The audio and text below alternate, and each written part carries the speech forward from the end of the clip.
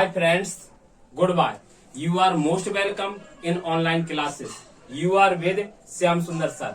Dear students, today we shall study the poem Ode to Duty, which is written by the greatest poet William Wordsworth. प्रिय विद्यार्थियों, आज हम odd to duty poem का अध्ययन करेंगे जो महान कवि विलियम वर्ड्सवर्थ के द्वारा लिखी गई है. ऑड टू ड्यूटी जो विलियम वर्ड्सवर्थ के द्वारा लिखी गई है, इस पोएम के हम मेन पॉइंट्स देखेंगे. And main points about poem. जो फर्स्ट पॉइंट हमारा, दिस पोएम वाज कंपोज्ड इन 1805. यानी इस पोएम की जो कंपोज्ड यानी रचना की गई है वर्ड्सवर्थ जी के द्वारा, वो 1805 में की गई है.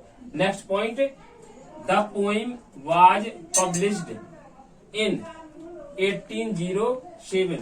यह जो कविता जो पब्लिश्ड हुई है वो 1807 में हुआ है इसका प्रकाशन. नेक्स्ट पॉइंट हमारा देखेंगे, this poem is inspired by. आखिर ये कविता किससे इंस्पायर्ड होकर के वर्ड्सवर्थ जी ने लिखी थी, ये देखना. ये बहुत महत्वपूर्ण पॉइंट है और अक्सर ये कॉम्पिटिशन्स में पूछा जाता है. तो Thomas grace poem, Thomas Gray की एक पोएम है, उससे इंस्पायर्ड है. पोएम का नाम है हिम टू एडवर्सिटी.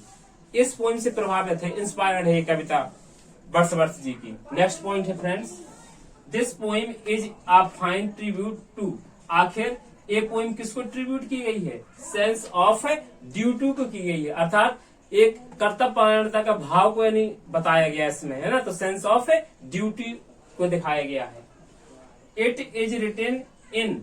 यह जो पोएम है, आखिर इसमें कितने स्टेंजास हैं और कितनी लाइनें हैं? तो इसमें स्टेंजास जो हमारी हैं वो हैं 7 स्टेंजास एंड 56 लाइन्स.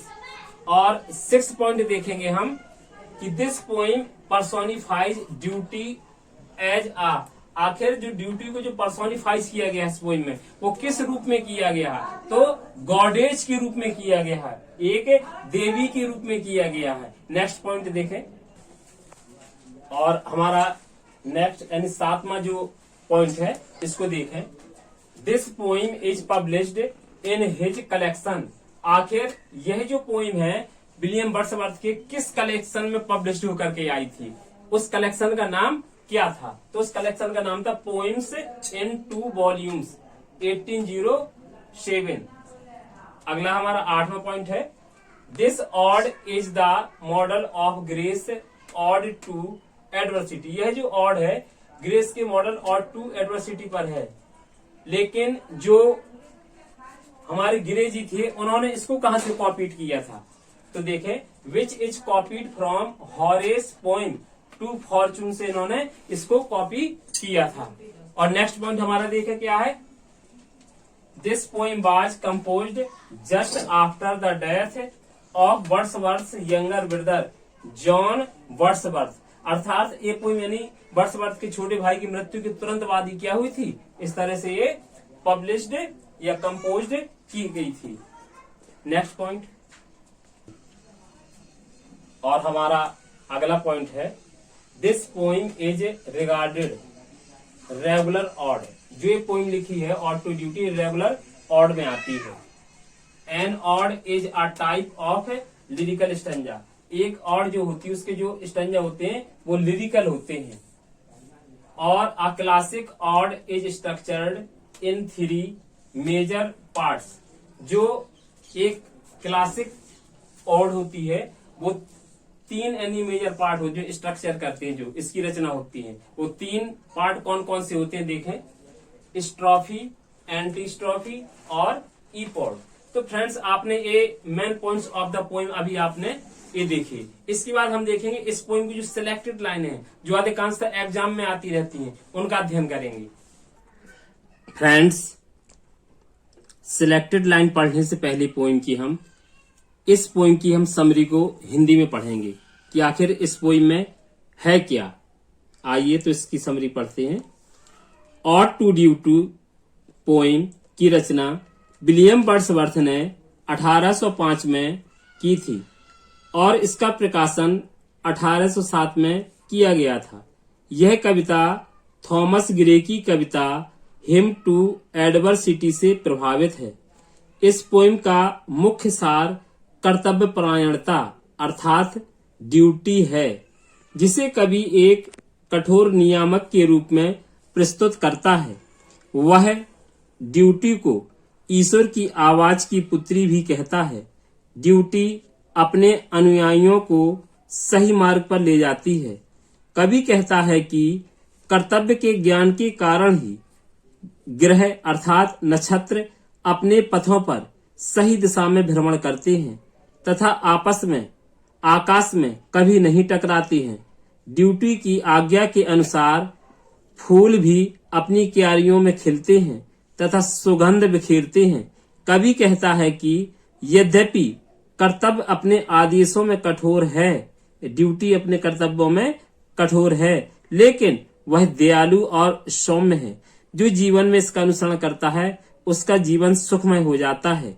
इसलिए कवि कर्तव्य का अर्थात ड्यूटी का सेवक बनकर रहना चाहता है। आइए स्टूडेंट्स अब सिलेक्टेड लाइन पढ़ेंगे। Stern daughter of the voice of God, o duty, if that to guide a rod to check the erring. यानी कवि वर्ड्सवर्थ जी कहते हैं कि हे ईश्वर की आवाज की कठोर पुत्री, कर्तव्य परायणता, यदि तुझे यह नाम पसंद है तो अति उत्तम है, क्योंकि तुम मार्गदर्शक का कार्य करती हो और भटके हुए लोगों को सही रास्ता दिखाती हुए प्रशस्त करती हो। कहते स्टर्न डॉटर मान होता है कठोर पुत्री, द वॉइस ऑफ गॉड यानी ईश्वर की आवाज की। कहते ओ ड्यूटी, अरे कर्तव्य परायणता, if that is to guide, है ना। और कहते तुम लोगों क्या करती हो, सही मार्ग के लिए गाइड करती हो। आ रॉड टू चेक, तुम्हारे अंदर एक क्या होता है, एक रॉड होता है, एक यानी ऐसा नहीं नियामक होता है ना, नियामक रोड वन नियामक या छड़ी भी इस तरह से नियामक होता है। चेक द इयरिंग, जो गलती करने से तुम क्या करती है, लोगों को रोकती हो। और अगला स्टंजा हमारा है from when temptations dost set free and calm'st the weary strife of frail humanity. कवि कर्तव्य परायणता अर्थात ड्यूटी के लिए कहता है कि यह हमें सांसारिक प्रलोभनों से मुक्त करती है। यह कमजोर मानवता को थका देने वाले संघर्ष को शांत करके हमें शांति प्रदान करती है।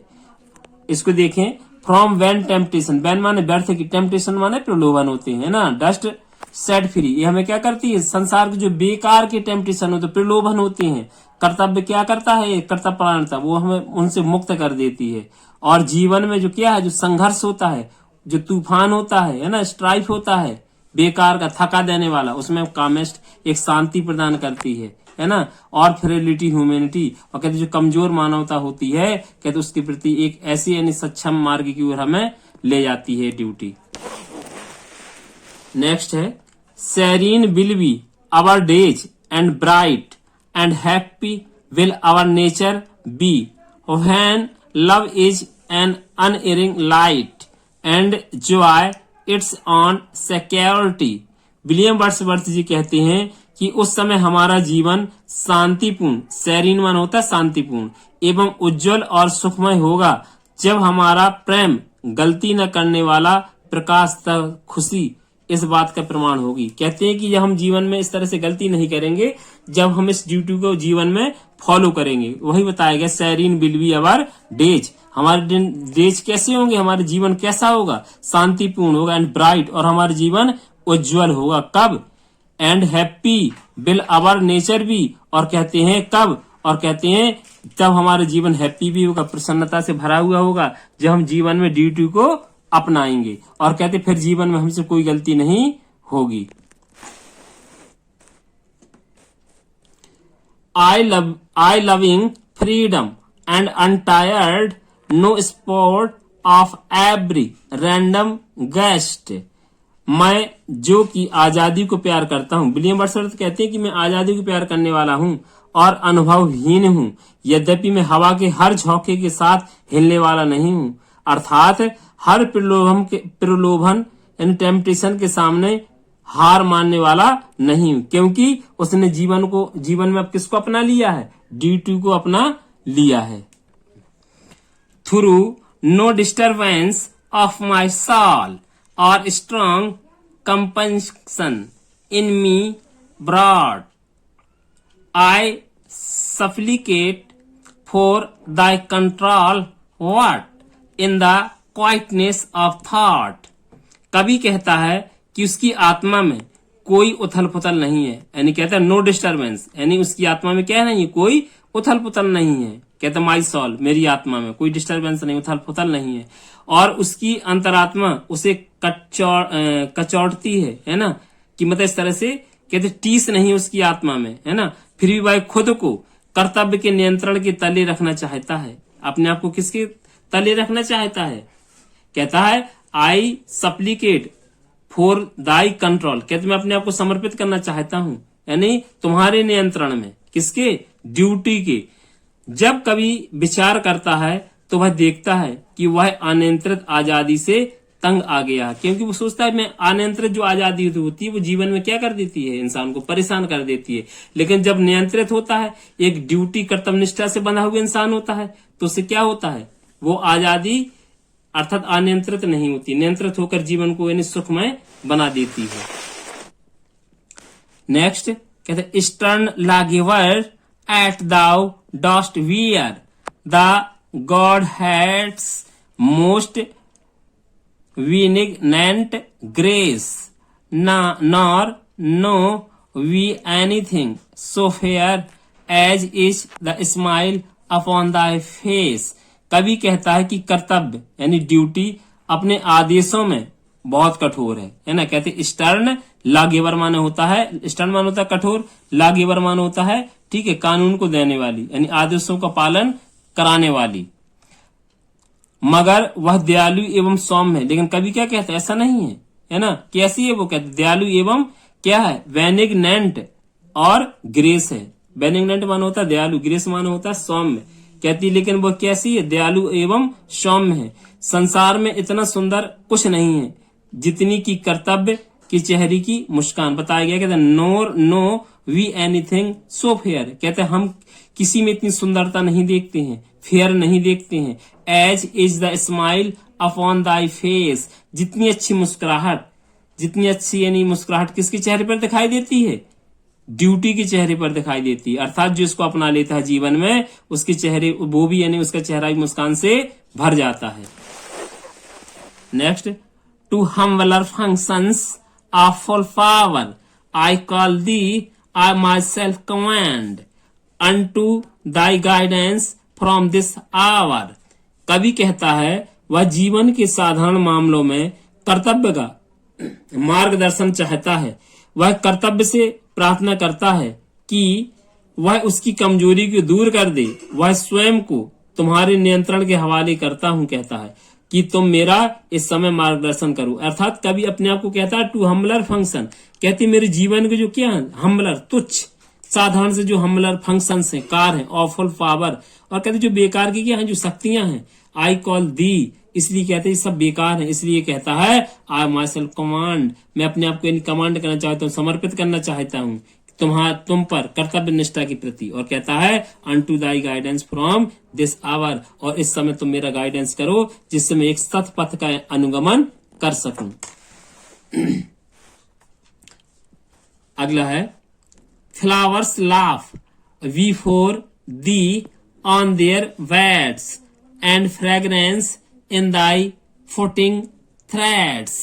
Thou dost preserve the stars from wrong. Duty से प्रभावित होकर ही फूल अपनी क्यारियों में खिलते हैं और खुशबू बिखेरते हैं।